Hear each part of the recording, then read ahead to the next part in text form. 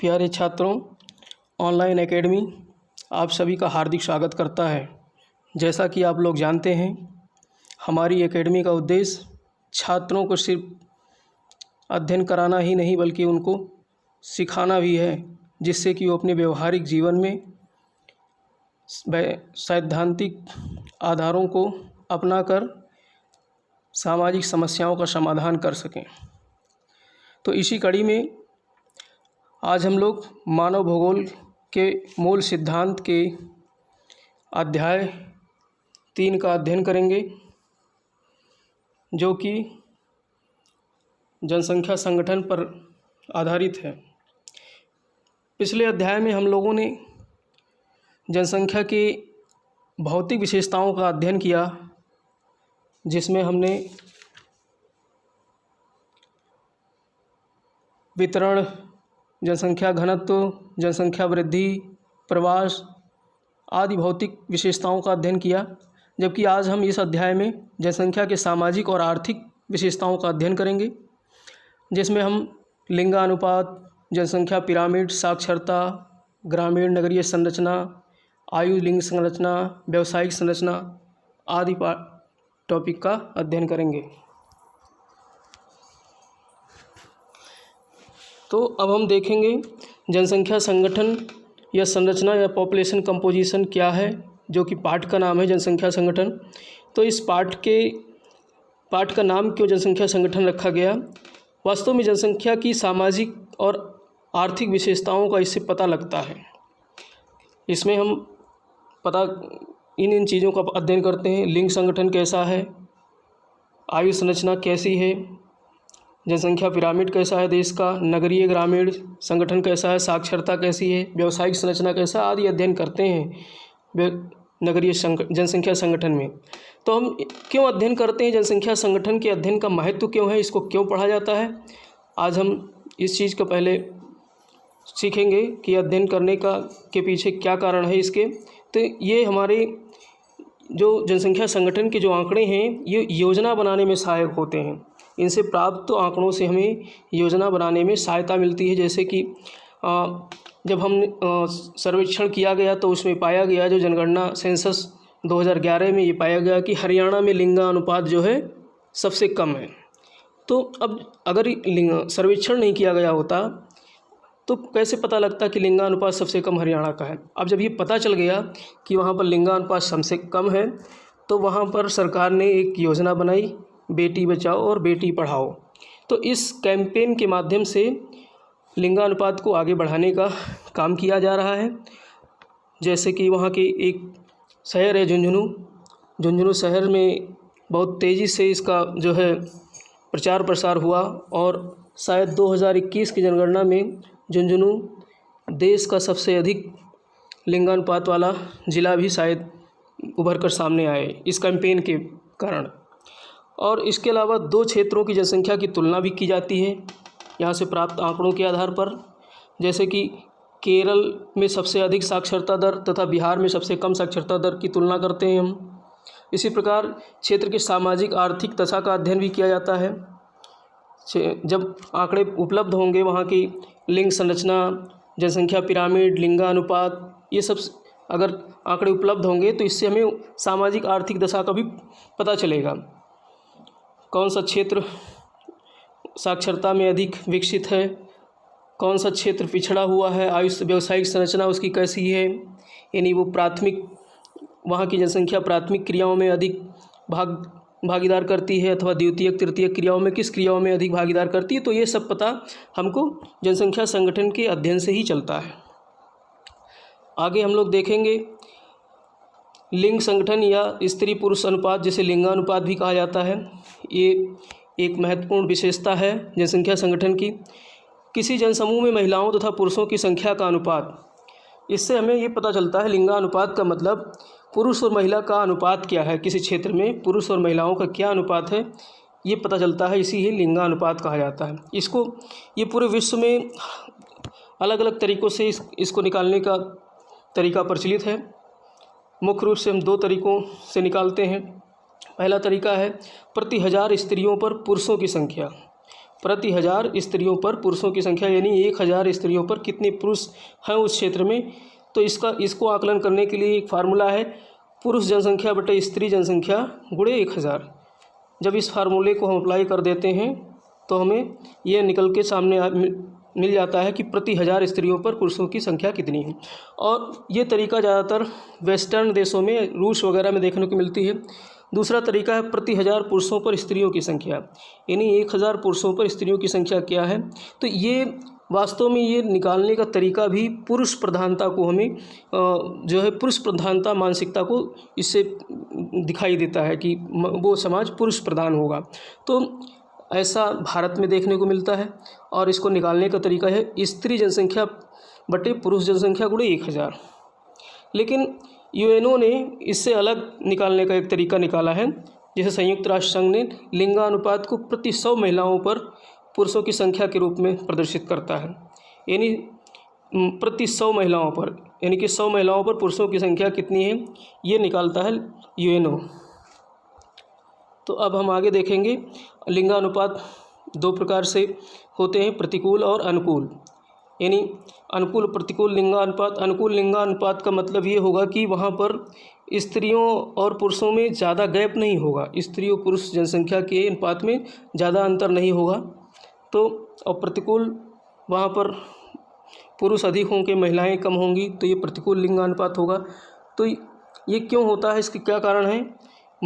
अनुकूल लिंगानुपात इसलिए होगा कि महिलाओं का सामाजिक आर्थिक स्तर ऊंचा होगा, यानी महिलाएं जो है पढ़ी लिखी होंगी, आर्थिक रूप से स्वाभिमानी होंगी, आर्थिक रूप से मजबूत होंगी, तो वो अपने अधिकारों को जानेंगी और वहाँ पर उनकी संख्या पुरुषों के लगभग बराबर होगी।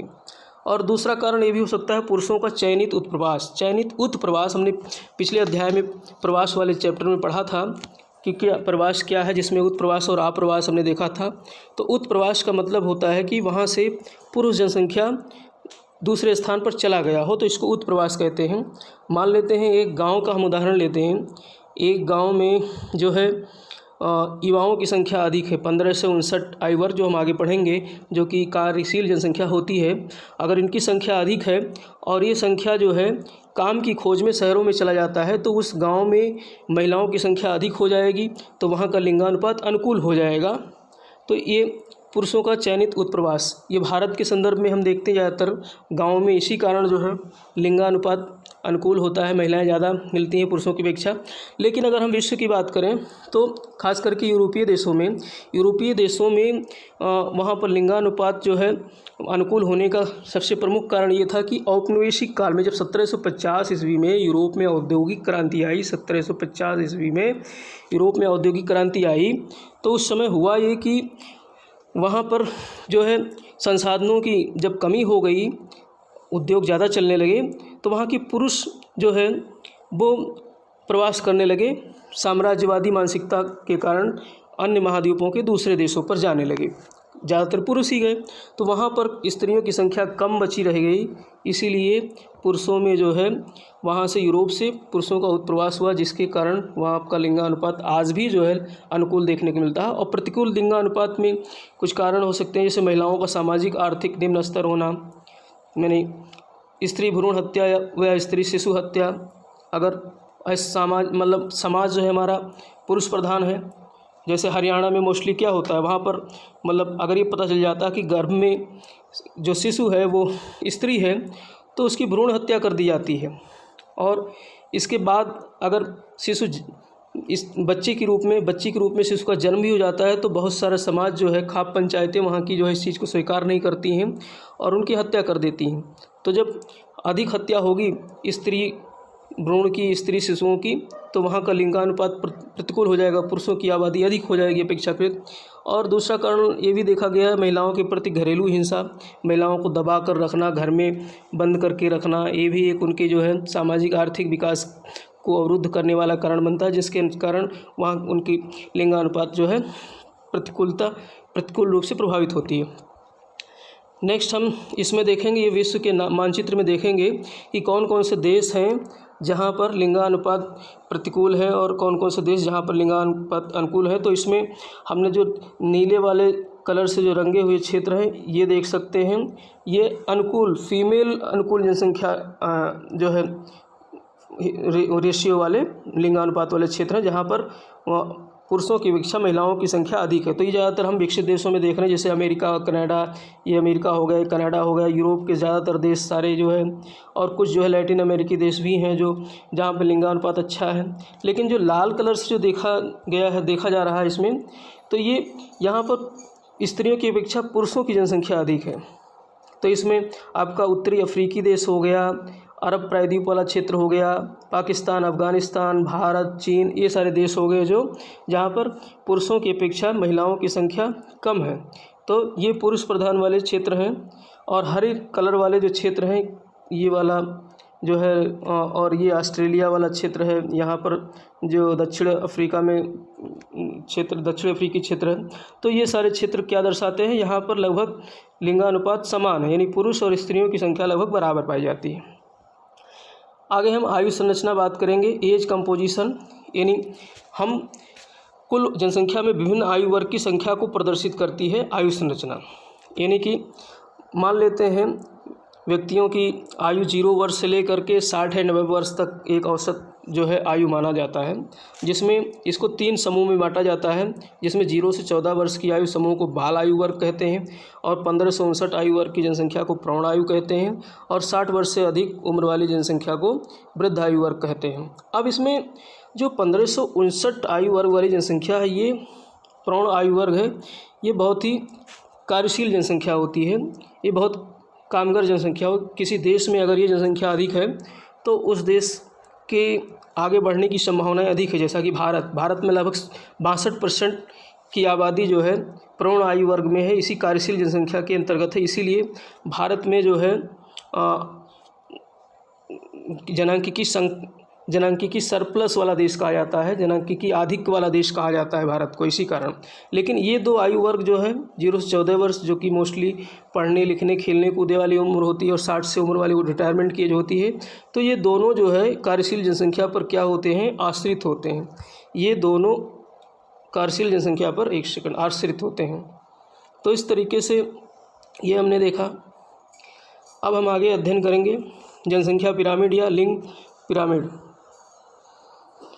जनसंख्या पिरामिड या इसको आयु लिंग पिरामिड भी कहते हैं। पिरामिड चूँकि इसलिए कहते हैं क्योंकि इसकी संरचना कुछ इस तरीके से होती है, पिरामिड के आकार की संरचना इस तरीके से होती है, पिरामिड नुमा, इसलिए इसको पिरामिड कहते हैं, जनसंख्या पिरामिड कहते हैं। अब इसमें आयु और लिंग 2 चीज़ का पता जो है चलता है, यानी जनसंख्या की आयु क्या है और कौन से लिंग की जनसंख्या है, पुरुष है या स्त्री है। तो जनसंख्या की आयु व लिंग संरचना को पिरामिड के रूप में प्रदर्शित करने को जनसंख्या पिरामिड कहते हैं। प्रत्येक आयु वर्ग में बायां भाग यानी कि ये जैसे जनसंख्या पिरामिड है तो ये वाला बायां भाग हो गया, ये वाला दायां भाग हो गया। तो बाएं भाग में पुरुष को दर्शाया जाता है, इस वाले भाग में पुरुष को, और इस वाले भाग में दाएं भाग में स्त्रियों को दर्शाया जाता है।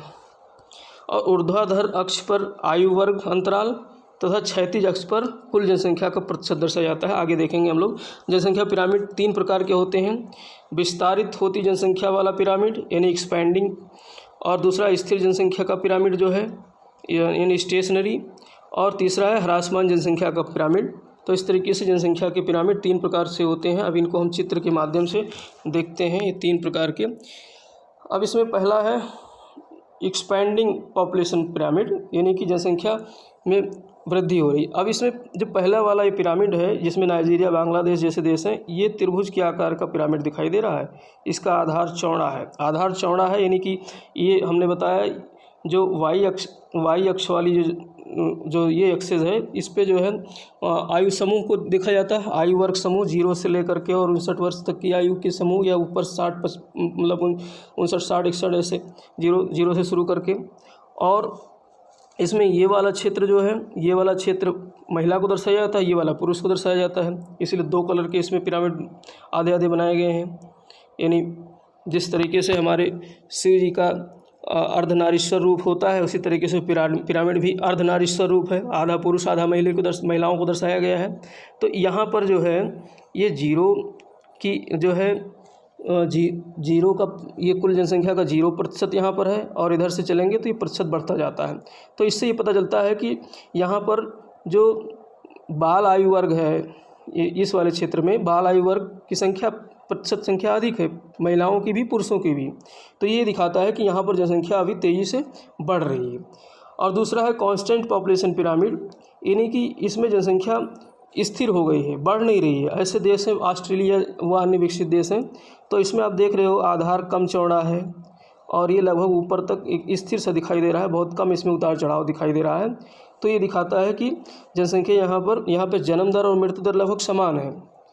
और तीसरा जो है ये है डिक्लाइनिंग पॉपुलेशन पिरामिड, जहाँ पर ये दिखाता है ये जो है एक तरीके से ये चीज़ दर्शाता है कि किस तरीके से यहाँ पर जनसंख्या जो है बढ़ने के बजाय घटती चली जा रही है। चूँकि जन्म दर यहाँ पर शून्य है, बहुत ही कम है जन्म दर, तो एकदम बिल्कुल कम होने के कारण जन्म दर। और मृत्यु दर तो ऐसा तो है नहीं कि मृत्यु पर भी रोक लगा दी जाए। जन्म दर को तो एक बार हम रोक सकते हैं, बच्चों को ना पैदा करना तो रोका जा सकता है, लेकिन इंसानों का मरना तो नहीं रोका जा सकता ना। तो मृत्यु दर तो बनी हुई है, तो इसलिए यहाँ की पॉपुलेशन जो है एकदम बिल्कुल डिक्लाइनिंग दिखाती है। तो ये जो है जापान जैसे देश हैं या फिर पश्चिमी यूरोप के देश हैं जिसमें फ्रांस वगैरह हैं, ये सब ऐसे देश हैं कि आज जो है नेगेटिव पॉपुलेशन ग्रोथ में गिने जाते हैं, ऋणात्मक जनसंख्या वृद्धि में गिने जाने वाले देश हैं। अब हम ग्रामीण नगरीय संगठन देखेंगे, रूरल अर्बन कंपोजिशन, यानी ग्रामीण नगरीय संगठन, यानी कि गाँवों की जनसंख्या और नगरों की जनसंख्या कि मतलब क्या क्या विशेषताएं हैं। तो निवास के आधार पर जनसंख्या की भिन्न भिन्न विशेषताओं का अध्ययन किया जाता है। इसमें आजीविका के साधन के आधार पर जो है जनसंख्या को नगरीय और ग्रामीण और नगरीय दो भागों में बांटा जाता है। ग्रामीण जनसंख्या जो है प्राथमिक क्रियाओं में बटी होती है, नगरीय जनसंख्या गैर प्राथमिक क्रियाओं में। प्राथमिक क्रियाएं हम आगे पढ़ेंगे व्यावसायिक संरचना में कि प्राथमिक क्रियाएं कौन कौन सी होती हैं, गैर प्राथमिक क्रियाएं कौन कौन सी होती हैं। तो इस तरीके से जनसंख्या का आकार एवं जनघनत्व जो है निर्धारित करता है कि जनसंख्या ग्रामीण है या नगरीय है। जनसंख्या का आकार मान लेते हैं किसी क्षेत्र में किसी जो है आवास में ज़्यादा है तो वो मोस्टली नगरीय होगा। और जनसंख्या घनत्व अधिक है, भारत में तो 400 व्यक्ति प्रति वर्ग किलोमीटर से अधिक घनत्व होनी चाहिए, पॉपुलेशन करीब 5000 से ऊपर होनी चाहिए, तो उसको नगर घोषित किया जाता है। तो ये कुछ जो है कुछ उसके मापदंड है जिसके आधार पर जनसंख्या को ग्रामीण और नगरीय आबादी में घोषित किया जाता है। बस्ती का आकार कैसा है, भौतिक सुविधाएं कैसी हैं, वहाँ की भौतिक सुविधाएं अगर अच्छी हैं, मान लो स्वास्थ्य चिकित्साएं अच्छी हैं, शिक्षा की व्यवस्था अच्छी है तो जो है और मनोरंजन के साधन अच्छे हैं, तो ये सारी सुविधाएं जो है हमको नगरीय जनसंख्या को इंगित करती हैं। आयु लिंग संगठन कैसा है, यानी कि वहाँ की जो है लिंगानुपात क्या है और जो है उसका जनसंख्या पिरामिड क्या है, व्यवसायिक संरचना और सामाजिक दशाएं कैसी हैं। तो ये सारी चीज़ें हम ग्रामीण नगरीय संगठन के अंतर्गत अध्ययन करते हैं। अब यहाँ पर हम देखेंगे कि विश्व में किस तरीके से number of people living in urban and rural areas, तो कितने रूरल और अर्बन एरियाज़ जो है विश्व में किस तरीके से चेंज हुआ है देखते हैं। ये ब्लू वाली लाइन जो है दिखाती है ये रूरल पॉपुलेशन को और लाल वाली लाइन दिखाती है ये अर्बन पॉपुलेशन को। तो इसको हम देख सकते हैं कि 1960 में 2 मिलियन की आबादी जो है गाँव में रहती थी, जो 1960 में काफ़ी अधिक मतलब 1 मिलियन शहरों में रहती थी और उसके दोगुनी जो है आबादी गाँव में रहती थी। लेकिन ये ट्रेंड धीरे धीरे देख रहे हो 40 वर्षों में लगभग 2015 मान सकते हैं, 2015 के आसपास जो है ये वाला पॉइंट जो है 2015 के आसपास आ रहा है। तो 2015-16 के बीच में जो है क्या हुआ कि यहाँ तक आते आते नगरीय आबादी ग्रामीण आबादी को आगे निकल गई, पार कर गई, यानी कि अब जो है नगरीय जनसंख्या लगभग 4 अरब से अधिक है और ग्रामीण जनसंख्या उससे नीचे की तरफ आ रही है। यानी कि अब 50% से अधिक जो है, अभी आगे हम स्लाइड में देखेंगे, लगभग 55% जनसंख्या 54-55% जनसंख्या आज नगरों में रहती है। विश्व की पूरे संसार की बात कर रहे हैं। तो ये महाद्वीपवार नगरीय जनसंख्या का वितरण है। यहाँ हम देख सकते हैं अफ्रीका महाद्वीप में 43% जनसंख्या नगरों में रहती है, यानी कुल जनसंख्या का 100% मान लेते हैं जनसंख्या है तो वहाँ की 43% 43% अफ्रीका महाद्वीप में जो है नगरों में रहती है। एशिया में 49% यानी 50% से कम हम एशिया में नगरीय जनसंख्या रहती है। और विश्व की बात करें तो लगभग 54-55% जनसंख्या नगरों में रहती है वर्ल्ड वाइड विश्व में जो है।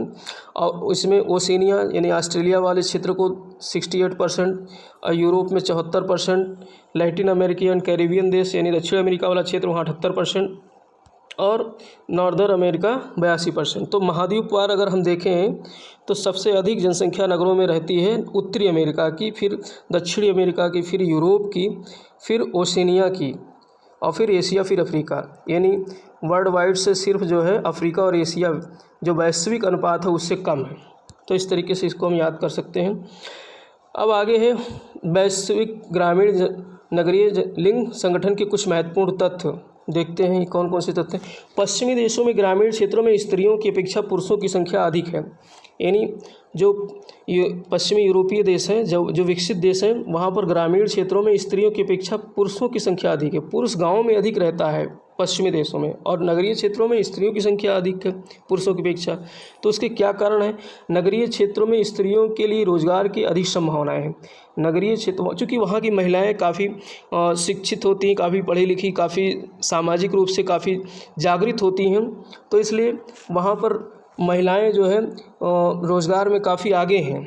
और चूँकि कृषि पूरी तरीके से मैकेनाइज्ड हो गई, वहाँ की महिलाएं कृषि कार्य में नहीं लगती हैं, कृषि कार्य महिलाएं नहीं करती वहाँ की, तो वहाँ के पुरुष कृषि कार्य करते हैं और कृषि मैकेनाइज्ड हो गई है। तो और कृषि गाँव में होती है तो ज़्यादातर पुरुष गाँव में रहता है। यही कारण है कि उस क्षेत्र पश्चिमी जैसे देशों में जो विकसित देश है वहाँ पर पुरुषों की आबादी शहरों में ज़्यादा रहती है और गाँव में वो पुरुषों की आबादी गाँव में ज़्यादा रहती है, जबकि महिलाओं की आबादी यानी शहरों में ज़्यादा रहती है।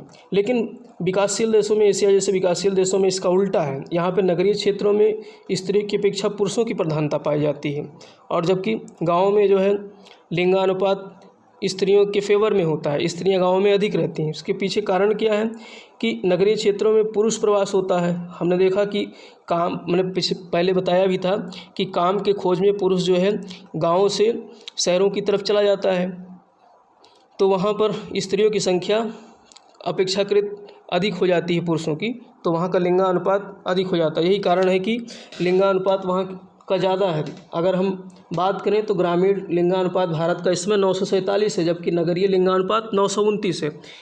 तो ये जो है ये दर्शाता है कि ग्रामीण लिंगानुपात गाँव में महिलाओं की स्थिति अच्छी है, यानी महिलाएं ज़्यादा पाई जाती हैं।